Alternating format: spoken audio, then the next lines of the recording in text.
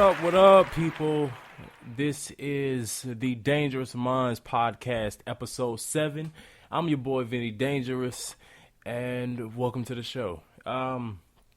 Before I get things started, I want to just give a few shout-outs. Tomorrow, I will be performing at the Pinhook that is in downtown Durham. You know, hit Google up for the address. I don't currently have it in front of me at the moment.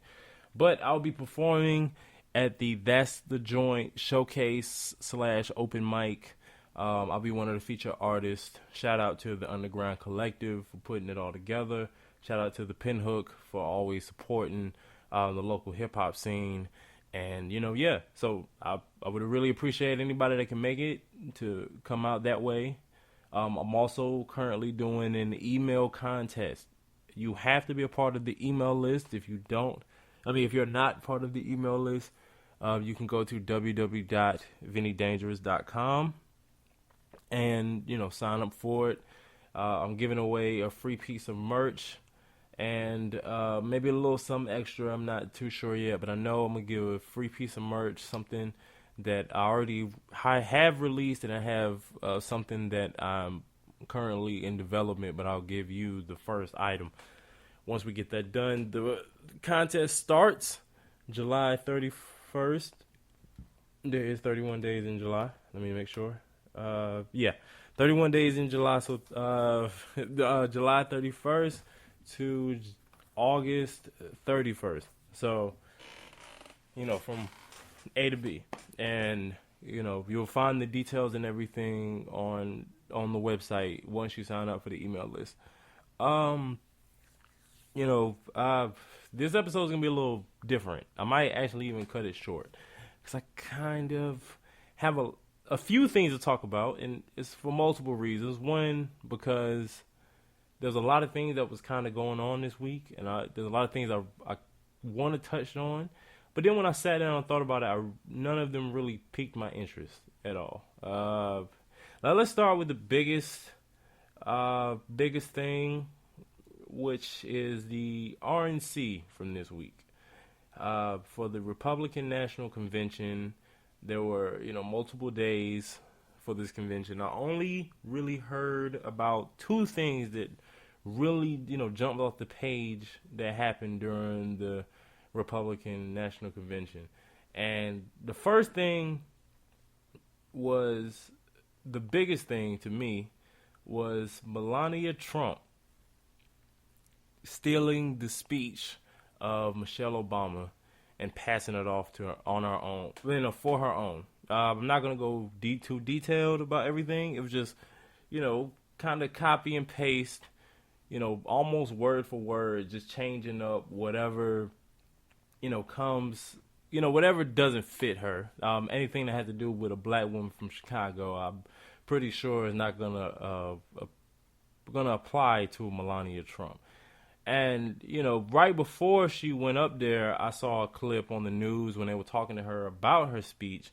And she talked about how, she had a little help, but it was, majority all her, which was kind of funny when you sit back and listen to it. They always say that, your biggest haters are, your biggest admirers. And the fact that, the Trumps have had so many negative things to say about the Obamas, but then turn around and steal the speech. And even Trump turned around and, copied and pasted Obama's tweet from that exact night and used it on his own. Almost like, it's the biggest troll move ever. Like, he knew that his wife stole that speech, and he knew that she was going to get dragged through the mud, or probably waited until after. I don't really know when he posted the tweet, but just the fact that he was, willing to do that was just kind of like, if she is trying to pass it off and she's really trying to say that was her speech, I know Trump didn't do that shit by accident. I know he's notorious for being the biggest jackass. I know he probably did that shit to fuck with people because people were coming at his wife for being a thief. I've been seeing people post it a lot. I'll say it again. It's funny that, Donald Trump might have proved himself right about stealing immigrants, immigrants stealing things from this country. And, the fact that his wife isn't from the United States might have proved his point. So I just had my 2 cents to say, and I've said it from the beginning. From the moment that Bernie Sanders, was declared the loser in this, and we knew that we had to choose between Hillary Clinton. I was about to say Michelle Obama again. I wish she was running. Between Hillary Clinton and Donald Trump. Just the fact that this election had Donald Trump says it enough. But the fact that those are our only two choices, I will say it again. This is the biggest joke in American history. It has to be. When Donald Trump announced that he was running for president, I thought it was a joke. I thought that this guy is trolling us because he has a new show that he's about to try to market, or he's trying to get some attention for a new business venture or whatever. I didn't know what this guy was doing. I thought it was all a joke, though. I took him as serious as I took Waka Flocka, going around talking about Waka for president. At this point, I would wish he was on the ballot. I would vote for him way before these two. And now, a year and some change later, and he was not only serious, but he is also the front runner in the Republican Party turned Republican candidate. It just says a lot about where this country is headed. And, I try to stay away from the political stuff with this podcast, because, of multiple reasons, but mainly because I wanted this one to kind of be a little bit more lighthearted, but it's just fuck it, we're going to talk about it. So I read this article of this guy. He went undercover disguised as a Trump supporter. Obviously he was white, or he would have got thrown on his ass like the man in Fayetteville. But he, went undercover. He said that he was going there for laughs. Like, he thought, wow, this is going to be the funniest, silliest, stupidest shit that I ever see. And he said that his laughs quickly turned to fear. Because as him and a friend of his were sitting in the crowd gearing up for this abomination of a presidency, of a rally, of a presidential candidate, he noticed that these people are not just, kind of in on it for the laughs either. There's a room full of people. And I think this was actually at Fayetteville. I think this guy that wrote this, he was from Fayetteville. And so he was in the Crown Coliseum, and he talked about how he was surrounded by all these people. And he could just feel the hate in the room as soon as Donald Trump walked in. And how these people turned into bloodthirsty savages. Because Donald Trump didn't say anything of any merit. He just said something, something, something. I'm going to build a wall. Something, something, something. It's the Mexicans. Something, something, something. ISIS. Something, something, something. Make America great again. But these people are cheering. Like they're hearing the best thing since Jesus. And it turned to fear from him, because he was like, these are the people that blindly follow this man, or are just letting it all hang out, letting their hate hang out. Like, I posted something and it caught a lot of people's attention, and they know I was right. The fact that he is the little voice in the back of all closet racist heads. That's why people are supporting Donald Trump, because he's the little voice in the back of their head when they see a black person, or they see a Mexican, or they see a Islamic person, or if they see somebody from Middle Eastern descent, somebody that they can kind of put the little stereotypes that are embedded in America through media and through really media. Media kind of controls the way a lot of people think, honestly. Yeah, so these little stereotypes and stuff that are embedded in these people's minds, and they want to say these certain things. They want to call you a nigger. They want to call you a sand nigger. They want to call you a chink, a wetbag. They want to call you all these things, but they can't. They can't say it out loud, so they either turn to Facebook or they say it when they get home.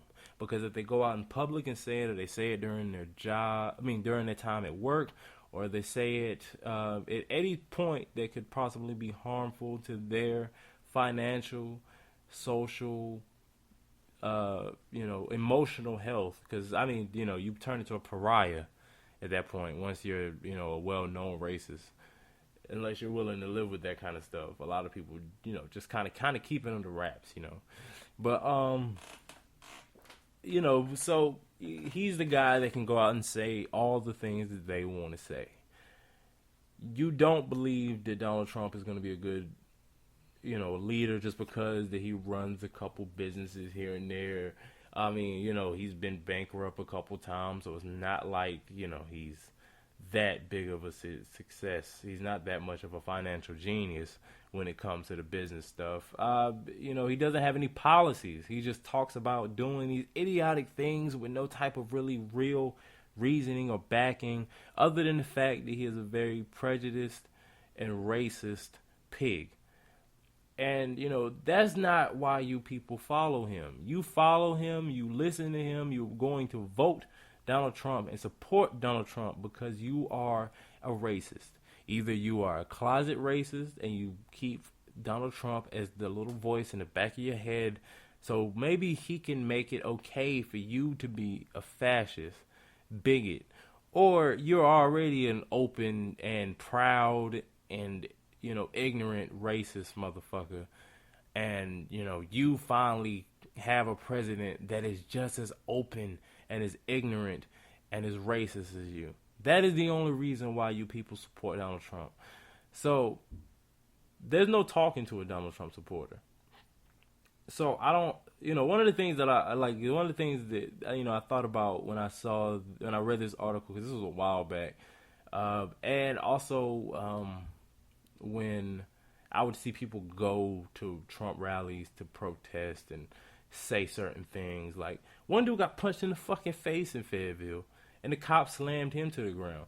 You already know whose side these motherfuckers on. But I need y'all to really sit down and talk to me and tell me, why were you there? Why did you feel like it was such a big deal that you had to talk? You had to go and protest at a Donald Trump rally. I understand you're trying to get a message across, but on another hand, it's like you're going into enemy territory with no type of protection, no type of, this is war. Like, Donald Trump is raging war on Mexicans, blacks, and, his Islamic people. He is out for war. So you can't go into a war and expect to get peace.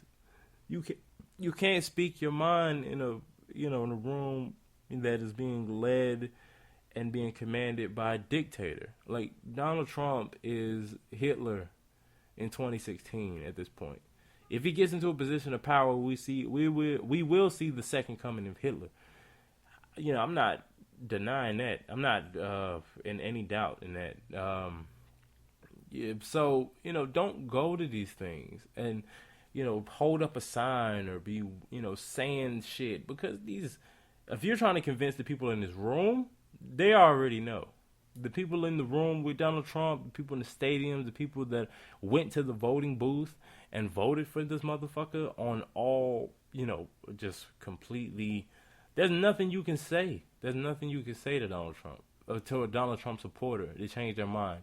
They already know. They already know. So if you're trying to, say something on the media, either the media outlets that are going to pick it up already know, and they are already against him, and have been speaking against him, or you are, their media outlet that's going to pick it up and they're going to talk shit about you because they support Donald Trump, and they're going to go against anybody that doesn't support him at all. And, if you're trying to convince the people that are at home, they already know, and they either already support and against them. So I don't really see the point. People ask me why go out and protest. And I just say that we can go out there, we can raise our fists, we can talk all this shit, and then it's just gonna. I remember, all we doing is putting ourselves in lines of fire, and you know, when somebody gets killed, it's we want to act out and we want to do things, and I understand it's painful. Like I'm sick of it. I'm sick of it myself. But we need to come up with a better plan. Like Killer Mike going and saying that we need to move our money to a bank, to black-owned banks, and get away from these white banks, and then just kind of make a dip in that situation. Dip in that financial situation. That makes more sense to me, because they're not. The civil rights movement wasn't about just the protesting. It was also about the boycotting. And until you kind of put a balance between the two, you fuck up their pockets the same way you going out here and making these signs and making these speeches and, blocking traffic. You have to find a balance between the two. If there ain't no balance between the two, then they're not really, people are not really going to hear you. All they're going to say is that these people are acting irrational.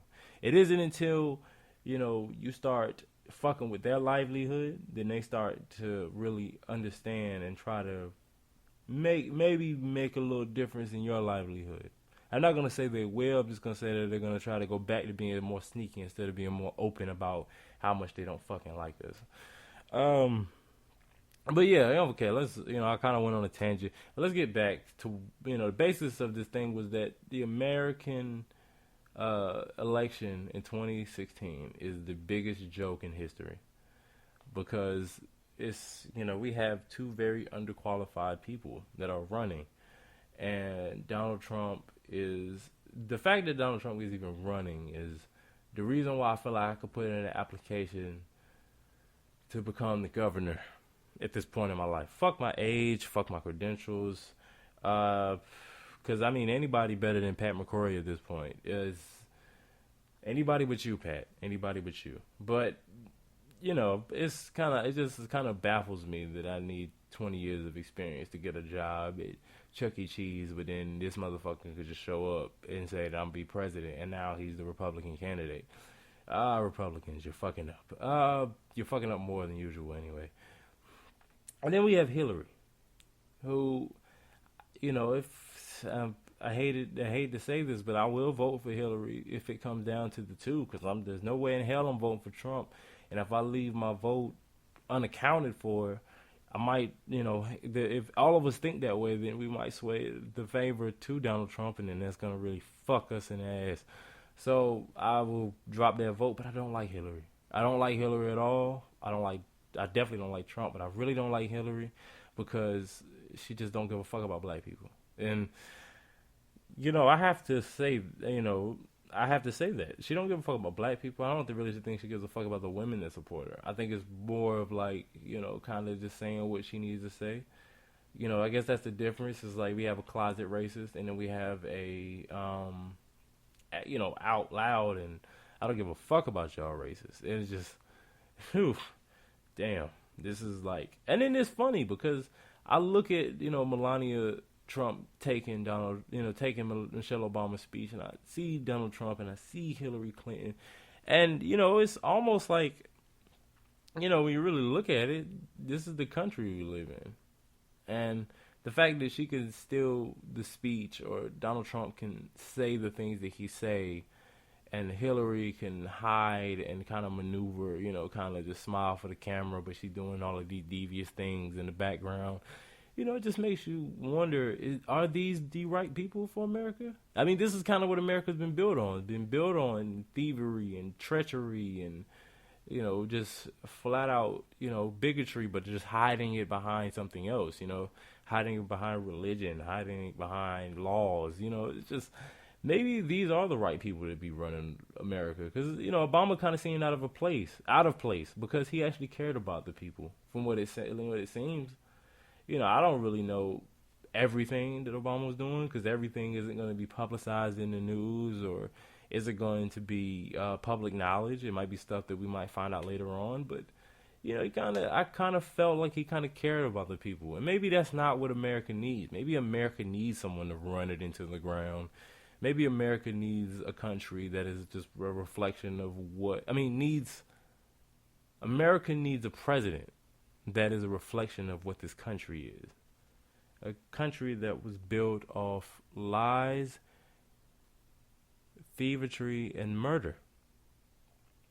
America was built on, the murders of the Indians and the murders and the captivity and the, stealing of the slaves and the treachery. And it's just like, I don't know, maybe America's getting exactly what it deserves at the end of the day.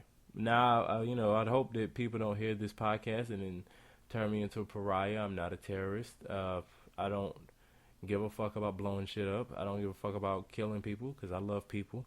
And that I live in America and I kind of like my freedom, so I don't want to do anything to jeopardize that. I don't even get parking tickets. But I am a witness to the things that this country has done. Like, there's another black man that was shot.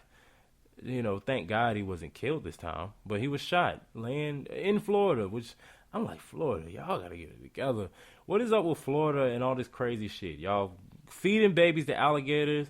Y'all are, killing blacks, killing people just in general, like sending black women to jail because they're defending themselves. And, and then you pass all these crazy laws and you had Jeb Bush. It was just a lot of things y'all fucking up. You had the fucking Orlando shooting. Like, Florida's crazy. But, damn, I done fucked up. I forgot what I was talking about. Oh, yeah. So another black man was shot. Thank God he didn't die. But he was shot. And, there's, you watch the video and there's no excuse. This man had his hands up the entire time. He is actually a doctor that takes care of sorry, maybe not a doctor. I don't know if he had a doctorate or not. But he's a man to take care of an autistic patient. And he was, shot while he was laid on the ground, and he had his hands up the entire time. And he, vocally communicated with the police officer in a non-threatening fashion that I don't have a gun. And he was shot in the leg anyway. And the police officer's response, it's been a long day, I'm sorry. The police officer's response to, shooting him was, I don't know why I shot you. And I listened to that and I said, maybe they're starting to run out of excuses. I don't know. Maybe he couldn't think of one of the lies that they told him to do. Like, hey, you're gonna go out. There's this autistic man and his caregiver, and we want you to shoot the black one, and whatever you do, but it didn't. Just shoot him, but don't come up with a reason. Try to come up with a reason why. So we could write about it in the reports. He couldn't think quick enough on his feet, and I just thought it was funny. I was like, maybe they've run out of excuses. Like, they're just gonna start shooting people, and it's like, shit, I don't know what happened. But it's just like, that's America for you. America's been shooting us for a long time. It's just the camera phones now are telling you that we have, that it's happening, but it's been happening. We've known about it for a long time. Matter of fact, a long time ago, I had to be maybe late middle school, maybe just getting to high school.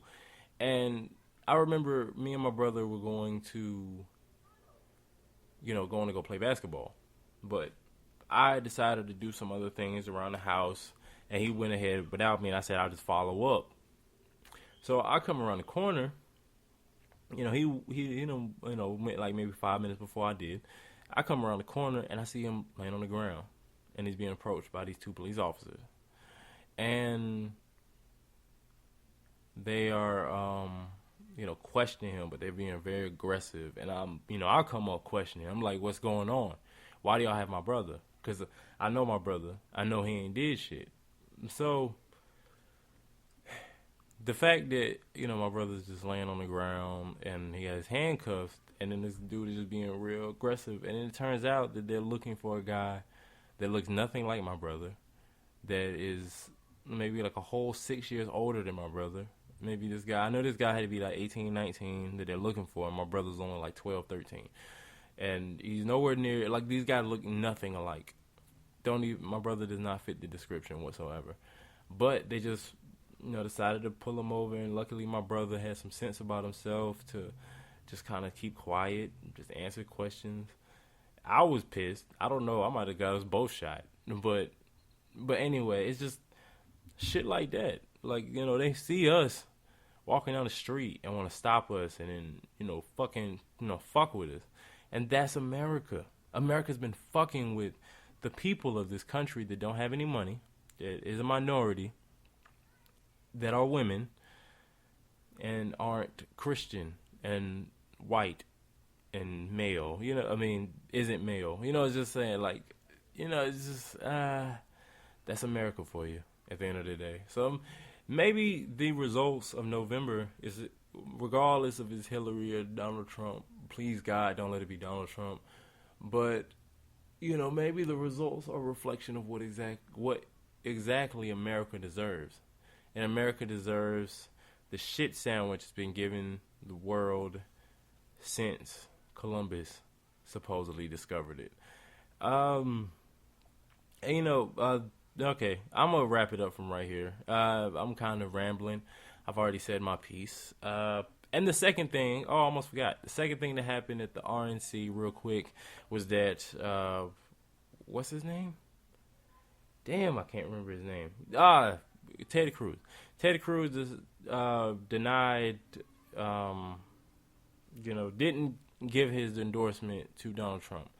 And at that moment, it came and went. So I'm not going to sit here and say that I'm a fan. But, like, at that moment, I was a fan of you. So bravo, sir. Because, you probably was going to fuck shit up too. You're a Republican after all.